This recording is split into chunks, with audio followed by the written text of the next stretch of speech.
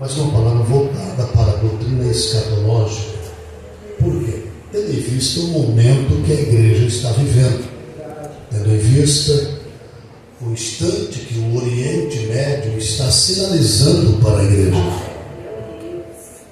E como eu falei nesse debate que os irmãos aqui, alguns devem ter assistido, que foi na hora agora dia 4/3 pela RIT, eu disse que a mesma coisa que eu quero trazer hoje para os irmãos. Por que Deus está pedindo de cada um de nós aquilo que chama-se vigilância? Qual o motivo? Cada vez que você vê um sinal escatológico, não é para você, como igreja de Cristo, apenas considerar que mais uma guerra está acontecendo. Não. Mas há motivos maiores para tudo isso. Há motivos diferentes para tudo isso. A igreja tem uma visão diferente.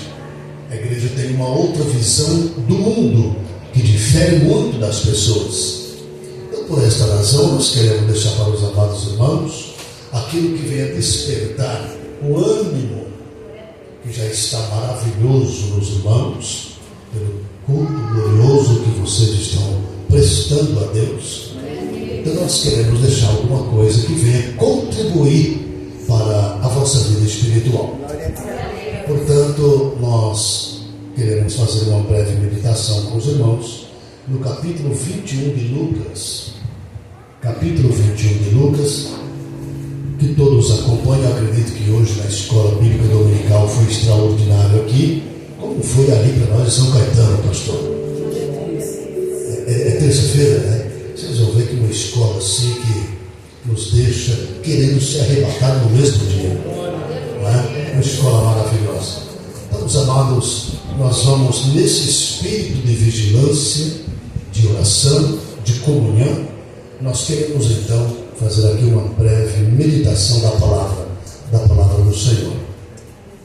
Então a palavra de Deus diz assim no versículo 29, e eu quero deixar esse versículo 29 para os irmãos, que é uma pequena parábola, mas essa parábola significa para quem tem um olhar diferente para o final dos tempos. Essa parábola significa demais para quem está olhando para os últimos dias com aquele olhar que Jesus pede, aquele olhar diferente, aquele olhar que muito significa para cada um de nós. Eu posso pôr aqui nesse pedestal do microfone? Posso, né? Então me deixa aproximar um pouquinho aqui, para que eu fique um pouco mais à vontade aqui. Isso. Por gentileza, Lucas capítulo 21, por gentileza. Vamos fazer aqui uma leiturinha, queridos, uma leitura interessante para nós aqui. Muito bem, está ótimo. Uma leitura que muito nos interessa. Diz assim o verso 29: disse-lhe uma parábola: olhai para a figueira e para todas as árvores. Quando já tem rebentado, vós sabeis por vós mesmos, vendo-as, que perto está o verão. Assim também vós, quando virdes acontecer todas essas coisas, sabei que o reino de Deus está próximo. E em verdade eu vos digo que não passará esta geração até que tudo aconteça. Passará o céu e a terra, mas as minhas palavras não hão de passar. Agora eu quero uma atenção diferenciada, queridos, a partir do verso 34, tá bom? Olhai por vós mesmos. Não aconteça que os vossos corações se sobrecarreguem de que, amados? Glutonaria, de que mais? E de que mais? Muito bem. E venha sobre vós de improviso aquele dia, porque virá como um laço sobre todos os que habitam na face de toda a terra. Vigiai, pois, em todo tempo, orando para que sejais havidos por dignos de evitar todas essas coisas e de estar aonde? Que jeito? Que hão de acontecer e de estar diante de quem? Do Filho do Homem. Diante do Filho do Homem. Amém, igreja?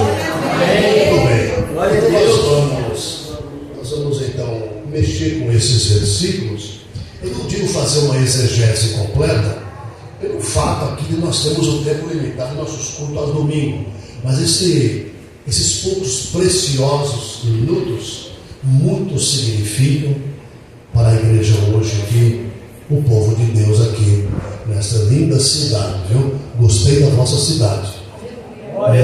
E muito mais de vocês, a igreja. Tá? Eu só ouvia falar de Itaim Paulista, né?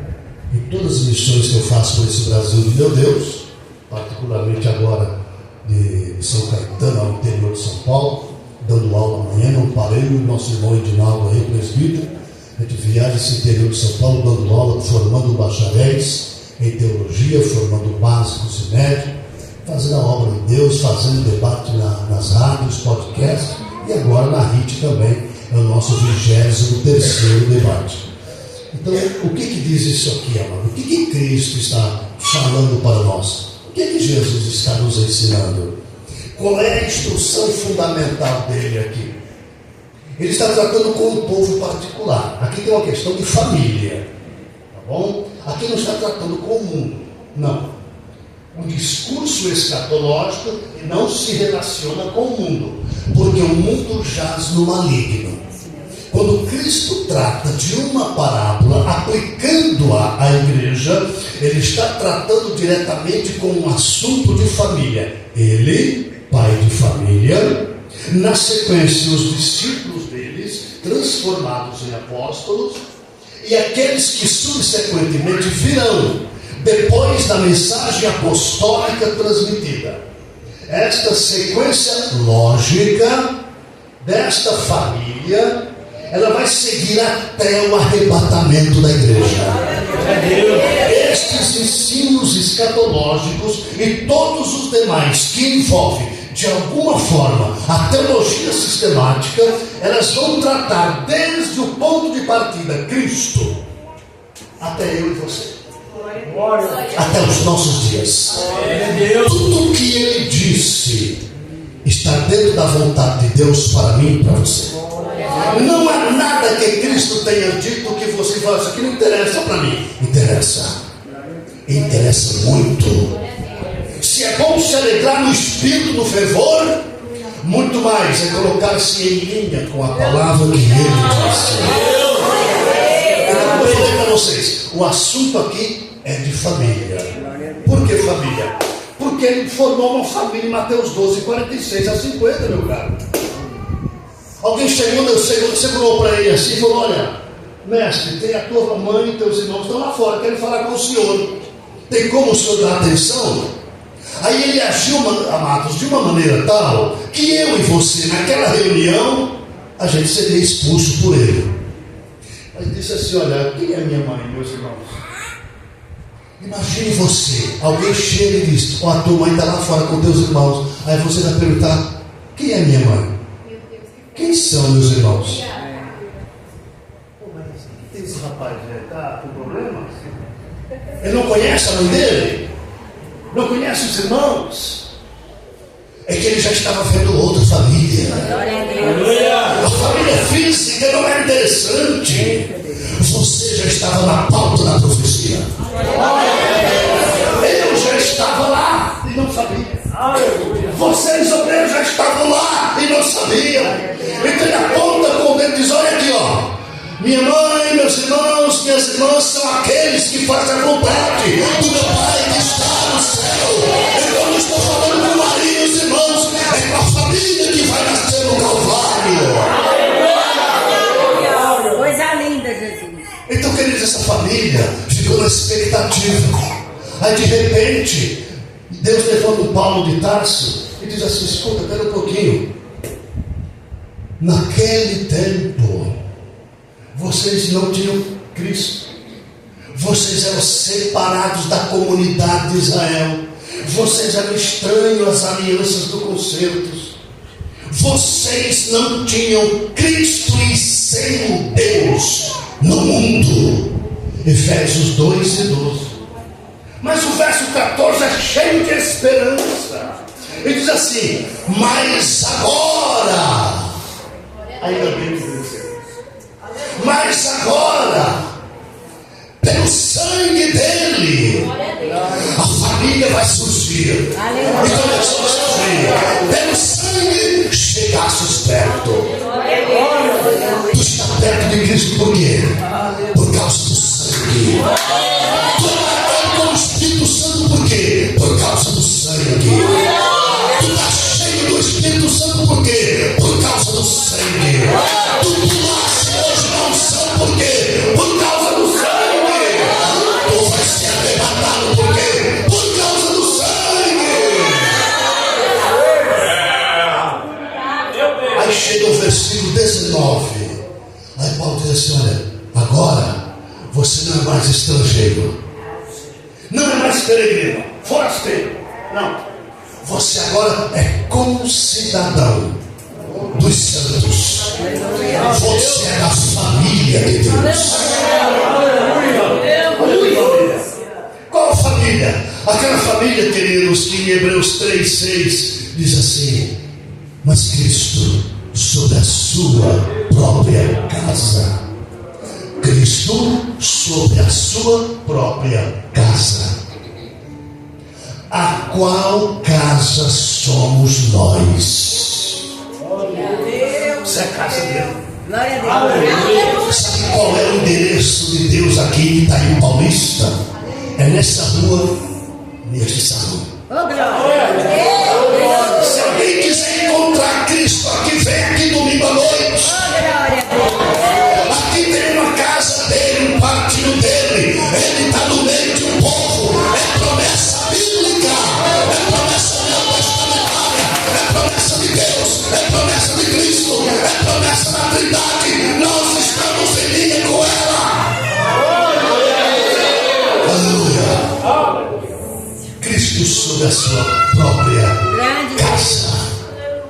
Então, querido, o assunto aqui, um assunto escatológico, é para mim e para você. Então ele começou a discorrer aqui no capítulo 21 de Lucas. E eu quero que vocês entendam que o capítulo 24 de Mateus é o mesmo aqui de Lucas. Só que Mateus, ele escreve aquilo que ele ouviu e o Espírito Santo trouxe para ele, e ele escreve o capítulo 24 de Mateus de uma perspectiva judaica, usando todos os elementos próprios da cultura judaica.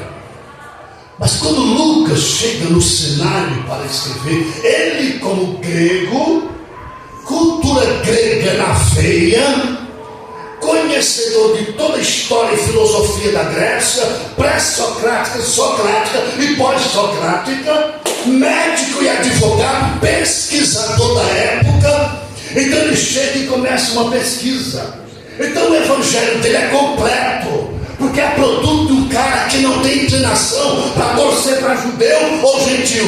Ele chega e faz uma pesquisa: quem era Jesus de Nazaré? E começaram, quando ele falou para vocês qual foi o discurso, e ele começa a escrever. A pesquisa é profunda. O nome do camarada foi abreviado aqui para Lucas, mas o nome dele é Lucanos no original. Como você vê na própria Bíblia hebraica, no Novo Testamento grego, ou no grego simplesmente transliterado, você tem todos esses detalhes. Então ele chegou, como ele escreveu, ele colocou uma coisa linda aqui para nós, para mim, para você, a partir do verso 34. Então começa assim, ó: olhai por vós mesmos. Primeira coisa, olhai por vós mesmos. Para cada um de vocês, cada um olhando para si, cada um olhando para si. Não aconteça de vocês sobrecarregarem o coração de vocês. Primeiro, glutonaria, embriaguez, preocupações com a vida. Preocupações com a vida. Não deixe isso invadir a tua alma. Não permita que isso tome conta da tua alma. O que é teu, Deus vai trazer. O que é da igreja, Ele vai trazer. O que é teu, Ele vai pôr na sua mão, para você não se preocupar. Eu estou pregando aqui hoje, por exemplo. Você sabe como eu deixei em casa a minha esposa e a minha filha? Vou contar para vocês, porque eu não quero pregar por teoria, mas dentro do empirismo. Escuta só. 34 anos de idade. Minha filha descobre um câncer no seio. No dia 1º de janeiro de 2025, opera o seio e tira 12 nódulos. Ficou um dia bem. Um dia. E já estávamos gravando, colocando na internet, fazendo todo o trabalho para a HIT, estudos escatológicos. Lancei o meu segundo livro e foi uma bênção. Ele inclusive está aí para os irmãos apreciarem. Aí de repente, pai, estou com uma dor aqui, vou lá no médico. Chega no médico, ele ia voltando, ela cai embaixo de uma árvore e fica agonizando, 40 minutos agonizando. Até que passa uma irmãzinha da Deus e Amor, olha para ela, segura a bolsa dela, o celular, os documentos e começa a orar. A irmã era tão idosa que não podia gritar. A única coisa que Deus mandou ela fazer, segura o que é dela e ore por ela. E eu lá em casa, no estúdio, esperando ela chegar, já com o material tudo pronto. E, inclusive, dentro desse cenário, eu estava preparando exatamente isso. O esboço que eu levei para vários debates depois. Eu espero e nada, daqui a pouco uma ligação. Vem buscar sua filha, está em tal lugar internada assim, a coisa está complicada. Dia 1º de junho de 2025, opera o cérebro, tira um nódulo de 5 centímetros. 3 meses depois, já tinha 8. Meu Deus. Ela tinha feito direito, administração, inglês, estágio na Espanha, lá em Toledo, patrocinada pelo Santander e pela Ferrari. Chegou no Brasil, estava fazendo alemão. Quando ela estava terminando de fazer, ela começou a prestar um concurso para ser magistrada em São Caetano. Aí chegou o câncer e ela estava em casa. A Pedro fala, pai, me abraça, dá um beijo, não sei se eu vou ver quando você voltar. Perdeu a visão, está perdendo os movimentos. E eu disse, Jesus, minha é, mas primeiramente é tua. Primeiramente é tua. Aqui a família te pertence. Aqui a família é tua. Aqui a família é do Senhor. E nós vamos dar prova disso. Saia de lá, oro por elas, esposa e filha. Paulo, fica com ela aí. Se eu chegar e tiver convida, a gente faz mais um culto aqui em casa. Se não tiver, a gente se despede. E começamos a orar, a oração da fé. Daqui a pouco ela começou a falar em línguas. E o Senhor começou a usar. E ela, pai, não enxergo mais. Só que não enxergando, passe todo o meu trabalho para minha irmã. Eu quero ver o que é que Deus vai fazer comigo. O médico olhou para mim e falou, seu José, não tem mais nada para a medicina fazer. É só paliativo. Tudo agora é contagem regressiva. Se é contagem regressiva, o senhor pode levar para casa para que ela morra em casa. Eu trouxe para casa, está lá cantando, amanhece, anoitece com dores. E a gente louvando a Deus. De madrugada levanta, vai até o banheiro, sem enxergar, volta para a cama e começa a oração, dorme. E assim nós vamos levando. E assim vamos vivendo. Porque tem uma palavra sobre nós. Porque tem uma palavra sobre você. Escuta bem, igreja. Eu disse que o que é teu vai vir na tua mão. Escute você que tem promessa de Deus aí. Tem promessa aí. Tem promessa aí. O que é da igreja vai vir na tua mão. O que Deus prometeu vai vir na tua mão. Aquilo que Ele falou vai vir na tua mão. O que vai chegar na tua mão, você dá testemunho depois. O Deus da igreja tem uma família e tem um compromisso com ela.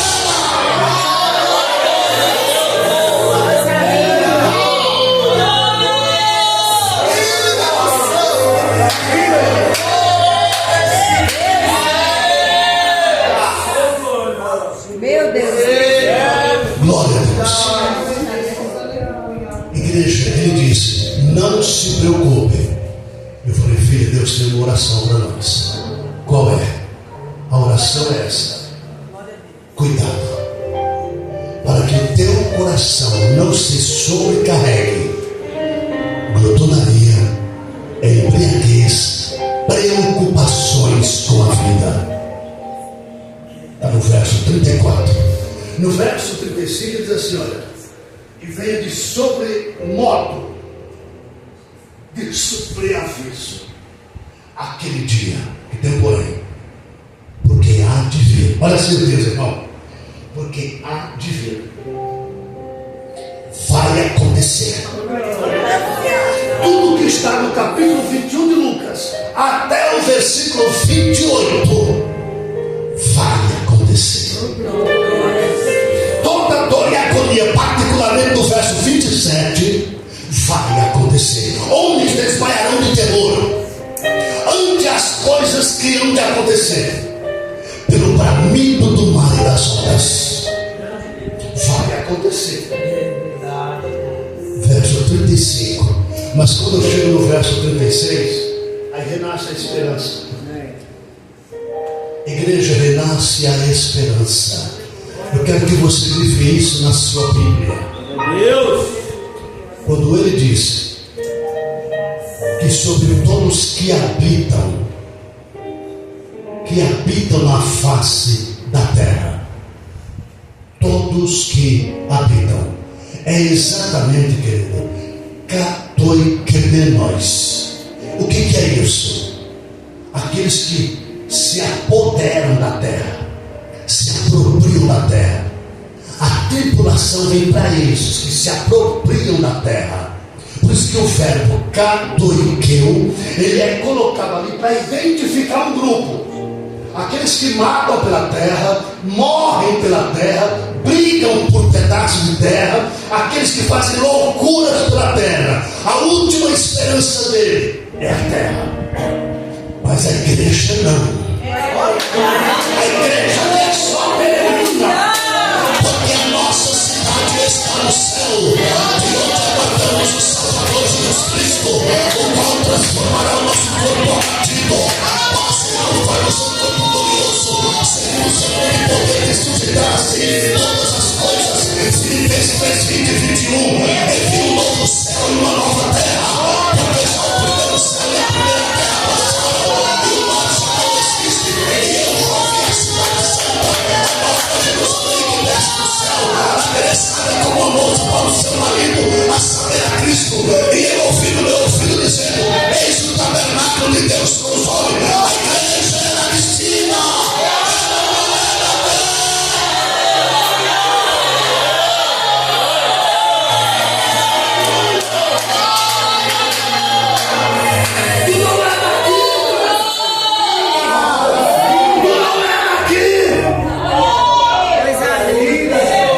Aqui tu é peregrino, tu é estrangeiro, diz o apóstolo Pedro no capítulo 1, 11, 19 da sua carta. Somos peregrinos aqui embaixo. Somos estrangeiros aqui embaixo. A nossa casa está lá em cima. Está lá em cima. Pastor, por que é que você aqui não contraria tese de ninguém? Por que é que você é um pré-tribulacionista? Por isso. Porque eu não estou dentro do verbo katoikeu. E quando esse verbo aparece em Filipenses capítulo 3, verso 7, verso 5 e verso 17, verso 15, quando esse verbo aparece, é dizendo assim, ó: para que Cristo habite pela fé. O mesmo verbo kaitokontes, o mesmo verbo está ali relacionado a Cristo morando em você. Bom, então se o mundo se apropria da terra, mata e morre pela terra, esse verbo identifica quem está identificado com a terra. Então quando Cristo se apropria de mim na condição de família dele, ele toma conta de mim. Ele não quer morar de aluguel, ele quer a tua posse, crente. Ele se apoderou de você porque você é da família de Deus. Ele tomou conta do teu corpo. O teu corpo arrepiou hoje, crente. Sente o calor do Espírito. É que você é dele. Você é dele. Glória a Deus. Detalhe: para adquirir você, Cristo não matou ninguém. Ele morreu. Ele morreu por você. É o contrário. Os homens da terra brigam e matam pelo petróleo. Meu Deus. Se tiverem matar, nós não vamos matar ninguém. Vamos morrer por quem morreu por nós. Meu pastor, até que hora consumiu? Maravilha. Olha só, queridos, guarde isso aqui com você. Pastor, então tem uma promessa de pertence, tá bom? dentre as muitas, eu vou citar todas, não tem como, tá certo? Aí diz assim, ó, verso 36, orai, vigiai, em todo tempo. Agora o que é lindo é isso aqui, ó, para que sejais havidos por dignos de escapar. Olha a palavrinha grega, ekfugei, escapar, sair, fugei, fugir. No grego, parece que não bate muito bem com o português quando você traduz literalmente. Por isso a nossa tradução traz contexto, para que a fraseologia seja bem construída. Então você tem fugei, sair, em fugida no grego. No português tem ajustado, você vai parafrasear o pensamento e você vai trazer a estrutura teológica para que você possa dar fuga, sair em fuga antes de todas essas coisas. Então eu vou sair antes da agonia da terra. Entendeu por que eu sou pré-tribulacionista? Porque a promessa é essa: fugir da terra antes. Você vai sair antes. Pastor, então não vou atravessar a grande tribulação. Não, a promessa foi essa. Primeiro, você vigia para que aquele dia da tribulação não te pegue de surpresa. Então você ora, vigia, para que você seja visto por dia.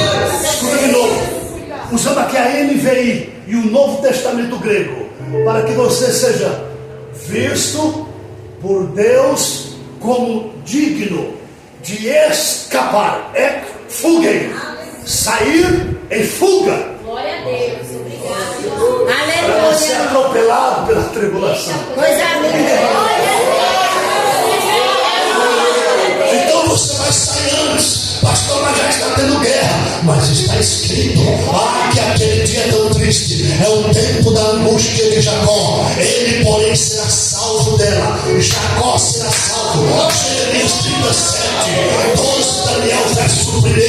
Tudo isso é um conhecimento meu que eu trouxe para vocês aí. Porque naquele tempo se levantará Miguel, o grande príncipe, que se levanta em favor do príncipe do povo, do teu povo, Daniel. Olha só, e naquele tempo salvar-se-á o teu povo, todo aquele que for escrito no livro da vida.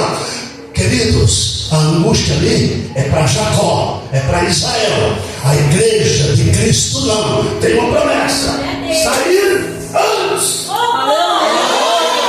fuga, antes. Tu vai embora antes.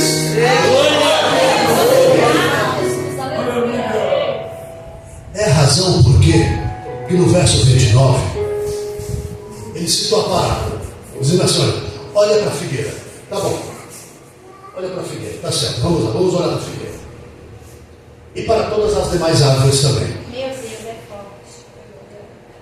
Estão vendo quando começa a sair os brotinhos? Notaram? Saem brotinhos? Até na tua casa, por exemplo, onde tem planta, quando começa os brotinhos a sair, é sinal que o verão está chegando.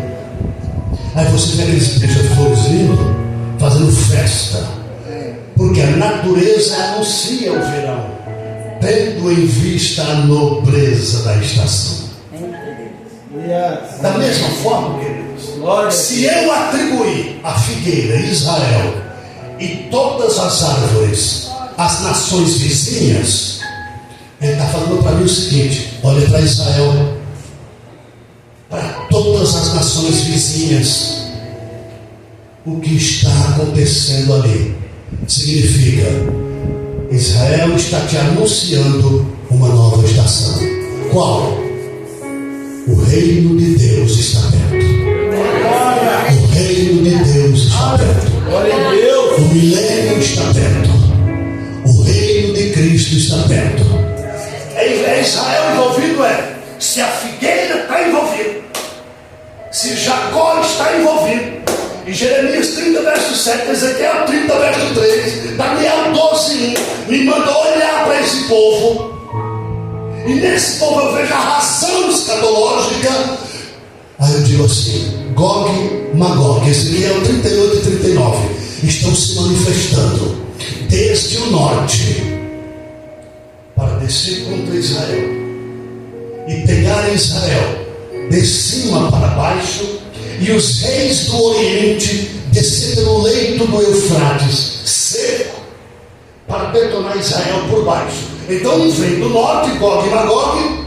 A palavrinha Gog no hebraico, Gog, significa cobertura, ou o que está por cima, ou teto de uma casa. Mas é sempre o pico, o monte mais alto. Rosh significa, ponto alto, cume. E são esses termos que estão relacionados a um país denominado de Rússia. E ele está se movendo lentamente para dar início à profecia. Aí tu pergunta para mim: pastor, por que ele não já fez isso? Então eu vou forçar a cabecinha de vocês um pouco. Já que eu não sei quando vou voltar aqui, mas vocês vão ficar com o meu livro e o WhatsApp vai estar aí também. Tá bom? Aí vocês vão me ligar depois. Fica à vontade, tá bom? Um dia eu acordei 3 da manhã, não me ligando. Ele comprou meu primeiro livro, Visão para Dona, eu não trouxe o primeiro. Eu só o segundo aí. Ele me ligando para saber sobre isso. Eu falei: existem 3 nomes na Rússia que definem ela como inimigo, arqui-inimigo de Israel. Primeiro, olha só. Primeiro Stalin, na sequência Lenin e depois Nikita Khrushchev. Os 3 falaram por uma voz só: se Deus entrar na Rússia, eu mato ele aqui dentro. Está no seguinte: Deus está proibido entrar na Rússia. Se ele entrar, nós jogamos ele para fora. Nikita Khrushchev disse a mesma coisa: Deus não é maluco entrar na Rússia. É bom saber que os 3 já estão no inferno, bem bonitinhos. E o nosso Deus tem a Assembleia de Deus lá na Rússia, tem a Assembleia de Deus lá em Moscou. O povo está falando em línguas lá em Moscou. E o pobrezinho dos 3 idiotas estão lá no inferno, gemendo. Benito Mussolini ergueu a espada e disse: quem é Deus? Aí o Senhor respondeu para ele: o que você nunca vai ver, apenas ser condenado por ele. Ele caiu do cavalo e morreu. Queridos, guarde isso. Esse povo está se mobilizando. Pastor, então tem um porém. Se os reis do Oriente, do capítulo 16 do Apocalipse, do capítulo 9 do Apocalipse, estão se mobilizando para vir pelo leito do Eufrates, quem é que vai soltar de Israel? Guarda a promessa: tempo da angústia de Jacó. Olha só: ele, porém, será salvo dela. Aleluia! Qual é a arma de Israel? Não são os mísseis balísticos que ele tem, não é somente a proteção norte-americana ou de outro país decente.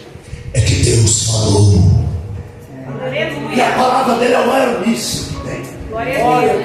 A palavra do teu Deus, querido, é a maior ogiva nuclear que há no mundo. Aleluia. A palavra dele diz assim: haja luz, bom luz para que não pegue. Águas produzam peixe, nação de baleia ali. Na água salgada e doce, numa palavra, numa só. Coisa linda, Jesus. Tudo que ele falou aconteceu entre os olhos dele. Ele não precisa de míssil, de bomba, de F-22, F-17, F-35, Mistral, Tomahawk. Ele não precisa. Ele é o Deus de Abraão.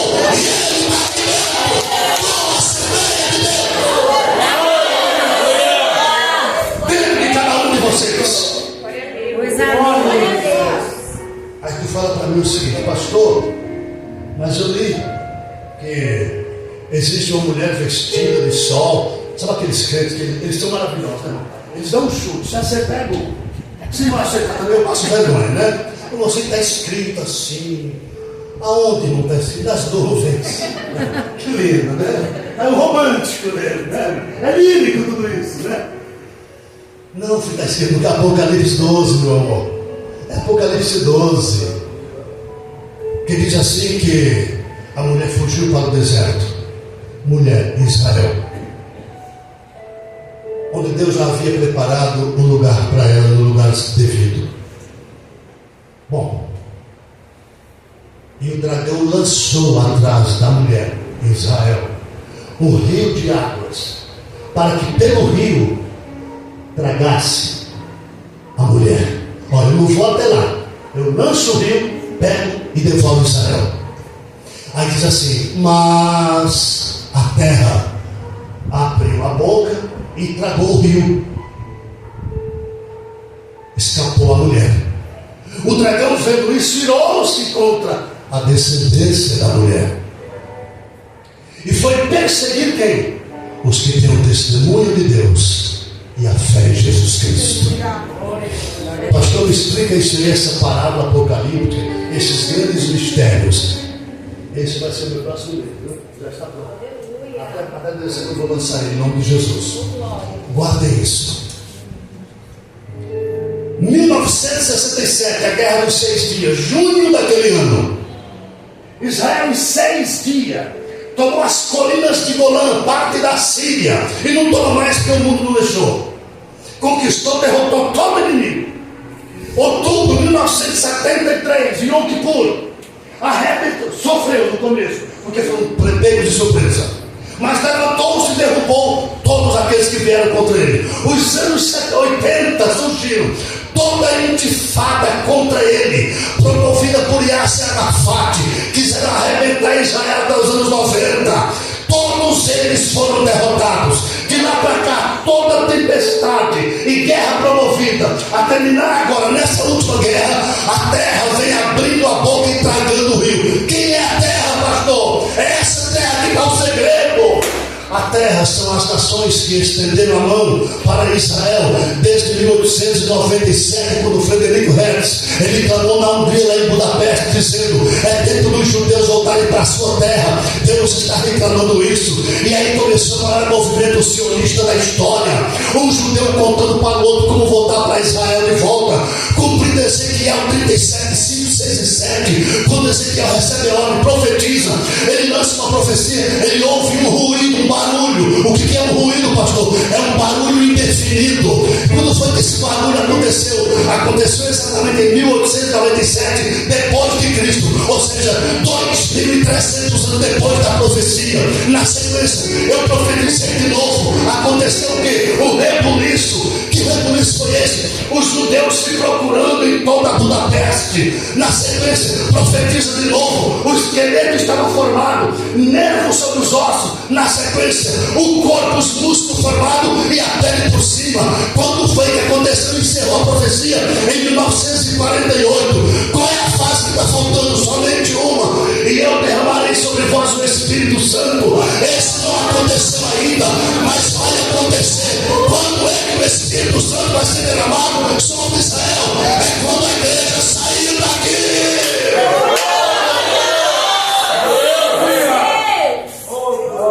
Quando você, igreja, for arrebatada, então esse Israel atravessa a angústia de Jacó, e depois o Espírito Santo vem sobre ele, cumprindo Ezequiel 37, onde o vale de ossos secos vai ser o exército de Deus no milênio glorioso do Filho de Deus. Então, amados, vejam só, essa profecia ela tem um ponto glorioso. Por quê? Porque o profeta Zacarias, no capítulo 12, verso 10 a 14, ele diz assim: ó, e olharão para mim a quem traspassaram, e chorarão por mim como quem chora pelo primogênito que morreu. É uma profecia a respeito do encontro de Cristo com Israel. Não tem nada a ver com a primeira vinda de Cristo como ser humano, como Cordeiro de Deus. Não, tem nada a ver. Isso aí é futuro, é a parúcia de Cristo. É uma volta de glória. Por que volta de glória? Porque no capítulo 14, verso 4 e 5, diz assim que os pés deles vão tocar no Monte das Oliveiras. Diz o verso 5 que então o profeta canta dizendo: então virá o Senhor meu Deus e todos os santos com ele. O Senhor Deus, Jesus, veio na primeira vinda, e como homem, ele simplesmente, ele diz assim: olha, a partir de agora, Israel, você não vai ver mais o meu rosto, até que você diga: bendito o que vem em nome do Senhor. Israel nunca disse isso, mas ele vai dizer, porque já estava na eleição. Ele nunca disse, porque para Israel o Messias nunca veio, mas o encontro já está marcado, já está marcado. É a razão porque no capítulo 15 de Atos, 14 a 17, o irmão de Cristo, o apóstolo Tiago, não é o Tiago que morreu no capítulo 12, o apóstolo primeiro que foi chamado, não, é o filho de José e de Maria, o Tiago, chamado de O Menor, que tem uma carta na sua Bíblia, chamada Carta de Tiago, que é uma carta pastoral, universal, uma carta católica. É aquele Tiago. Ele parou o discurso de Pedro e disse assim: irmãos, vocês viram como o nosso irmão Pedro falou, como Deus visitou os gentios para tirar do meio deles o povo, está aqui o povo, e com isso concorda todas as palavras dos profetas. Qual profeta? O profeta Amós, no capítulo 9, verso 11 e 12, que diz assim: e depois eu voltarei e reedificarei o tabernáculo caído de Davi, levantá-lo-ei das suas ruínas. Ah, bom, primeiro uma igreja, depois eu volto para edificar o tabernáculo caído de Davi. Uma vinda para Israel, diferente da nossa. E como é que está a nossa vinda nesse contexto, pastor? A nossa vinda, ela é linda de falar, ela é linda de dizer. No capítulo 13 de João 31 ao final, ele entristeceu os discípulos, ficaram todos arrasados. Meu Deus, são 3 anos e meio seguindo a Cristo, comendo o que ele multiplica, aqui com ele, em todo lugar estamos junto com ele. E ele vem com essa história de: eu vou para Jerusalém, eu vou morrer, vão cuspir o filho do homem, vão bater no filho do homem, vão matar o filho do homem. Só que ele vai ressuscitar ao terceiro dia. Ninguém queria ouvir. Eu vou para Jerusalém, eu vou morrer, vai acontecer comigo. Ninguém queria dar ouvido. Quando eles pararam para ouvir, eles quase morreram de tristeza. Aí o Senhor fala assim: ó, mas não se turbe o vosso coração. Ó, não fiquem confundidos. Por quê? Porque agora eu vou consolar vocês. Na casa de meu pai tem muitas moradas. Se não fosse assim, eu não teria dito: eu vou preparar-vos lugar. Notou? Para a igreja tem consolo e preparação de lugar. Para Israel é angústia para passar, para depois ter um encontro com ele. Para a igreja é o contrário. Olha, quando eu for e preparar lugar, eu virei de novo. Aí eu pego vocês e eu levo uma vinda para os discípulos. E lá em Atos 15, 14 a 17, uma vinda para edificar o tabernáculo caído de Davi. É aí que estão as duas vindas, uma para a igreja, outra para Israel. A igreja vai na primeira vinda, porque é arrebatamento. Arrebatamento. É isso que nós estamos pondo na cabeça do povo de Deus, para que você não entre pelo caminho do desespero. Você, igreja, está livre da angústia que virá. A igreja do Senhor está livre. Aí ele prepara o lugar. Ele vem, pega você aqui e leva embora para um lugar preparado, para que aonde eu estiver, vocês estejam comigo.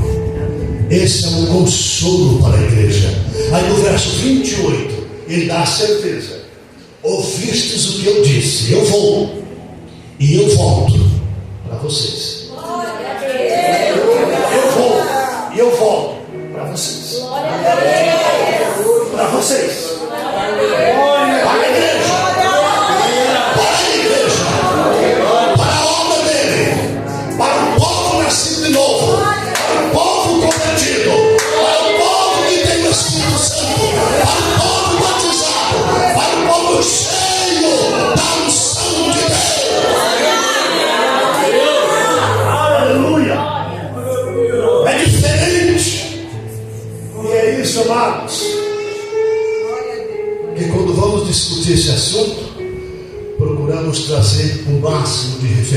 possível, para que todos entendam que Cristo tem para você aquilo que o mundo não tem para te dar.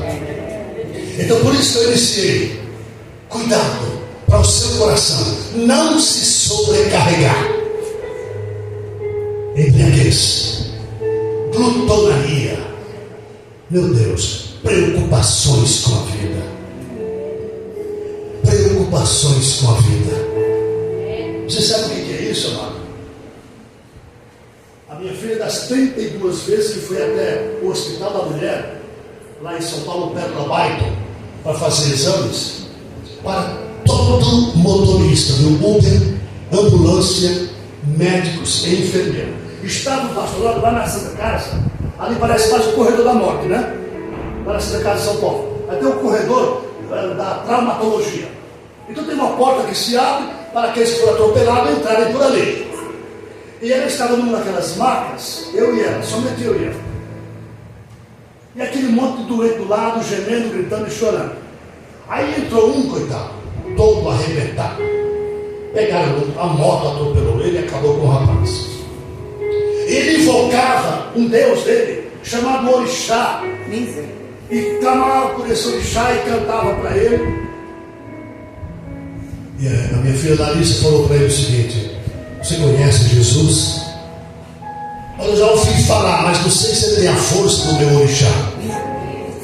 E ela, mesmo sem poder andar e até ele, ela estendeu a mão e fez um apelo para ele: entrega a sua vida agora, porque se você morrer amanhã, você vai para o céu, para onde eu vou.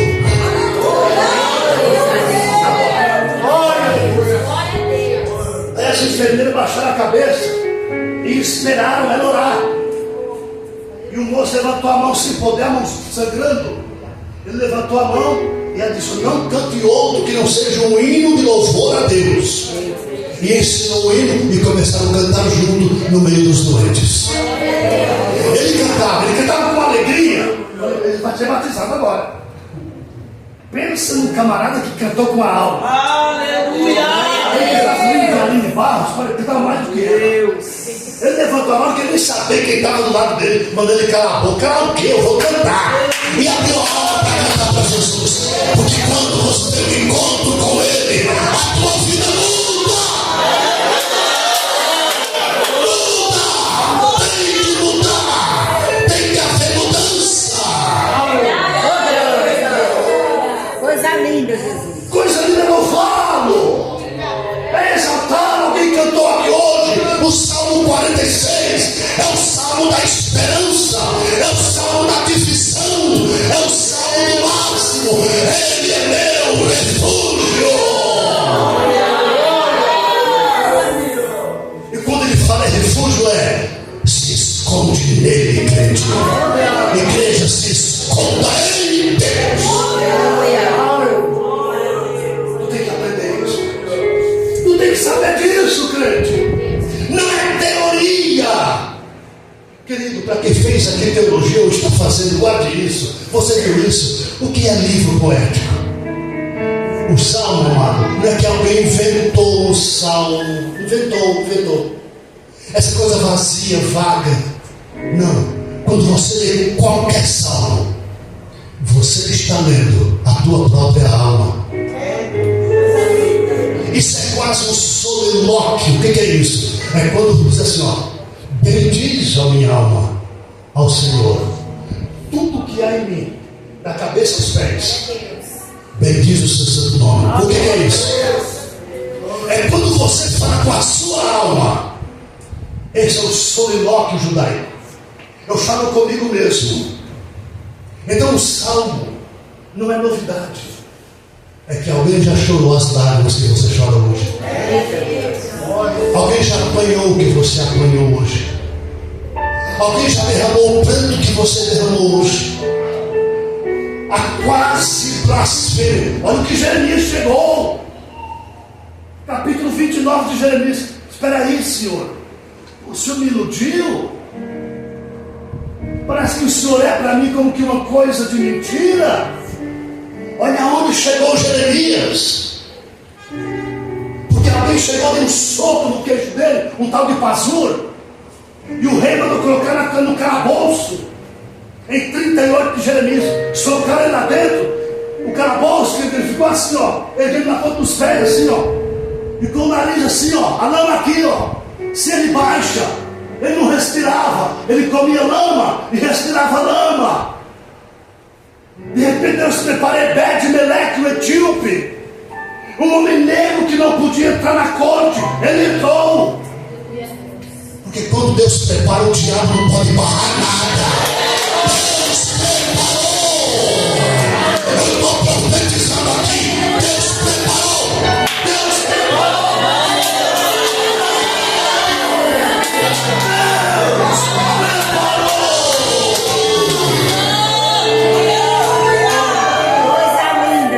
E tem uma palavra linda no verso 10 e 11. O etíope chegou para Zedequias. Fizeram mal ao profeta, lançando ele no calabouço, mentindo contra ele. Zedequias se tocou, vai pegar esses trapos velho, vai lá e arranca Jeremias. Tiraram ele para fora. Jeremias, você está vivo ainda? Sim. Pega esses panos, põe aqui no seu sovaco, eu vou te erguer. Não veio um sacerdote, não veio um profeta, não veio filho de profeta, veio alguém que nem na corte podia vir, porque Deus prepara quando você não imagina. O meu socorro vem do Senhor, o meu socorro vem do Senhor, o meu socorro vem do Senhor.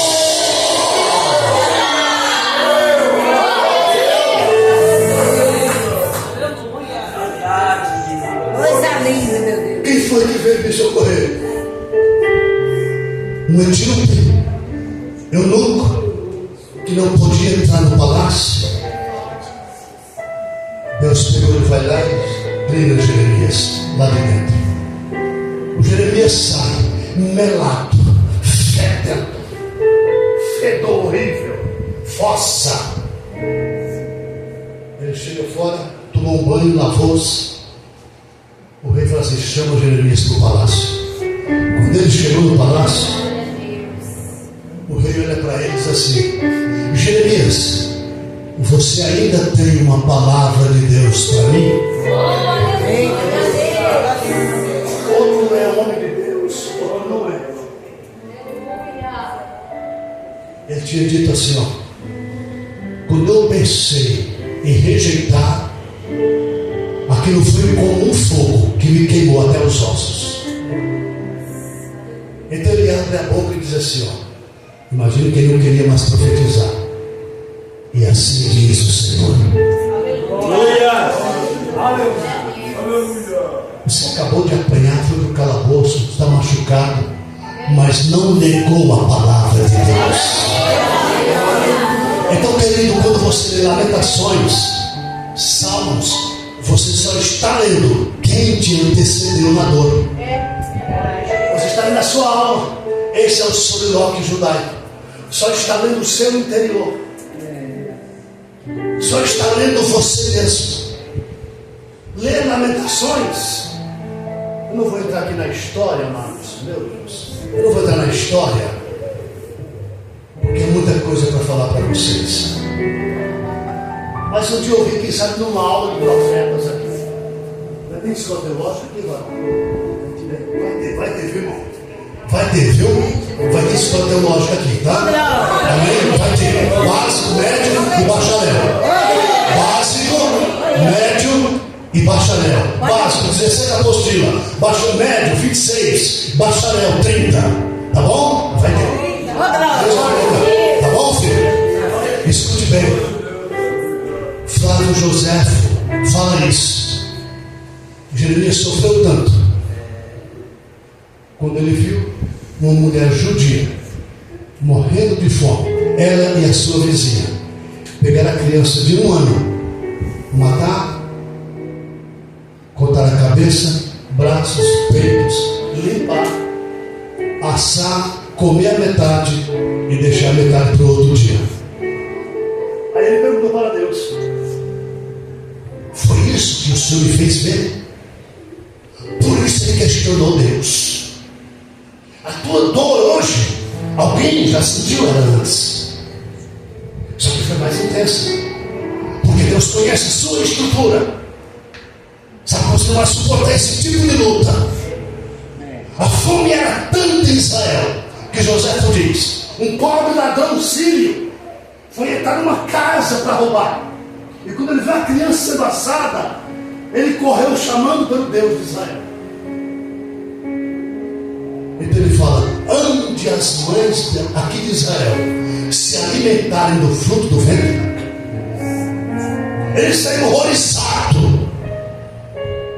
Querido, Deus quer dividir a dor dele com você, igreja. É por isso que você não passa pela tribulação futura, porque a dor de Deus já está dentro de você. E quando você chegar na angústia, pelo amor de Deus, entenda isso: não é o fim, é só o começo, é só uma aula a mais, é só uma aula a mais. Desde agora ninguém me inquiete, porque eu trago no corpo as marcas de Cristo. Paulo falando em 6,14 de Gálatas: desde agora ninguém me inquiete, eu trago no corpo as marcas. Você traz na alma, Paulo trouxe na alma e no corpo. E você, querido, então guarde isso consigo. Você não vai passar pela tribulação, nela você já sofreu até agora. Você vai para o céu antes. Guarda essa palavrinha grega, para que possais ser dignos de escapar e de estar em pé diante do Filho do Homem. Essa é a mensagem de Deus para você.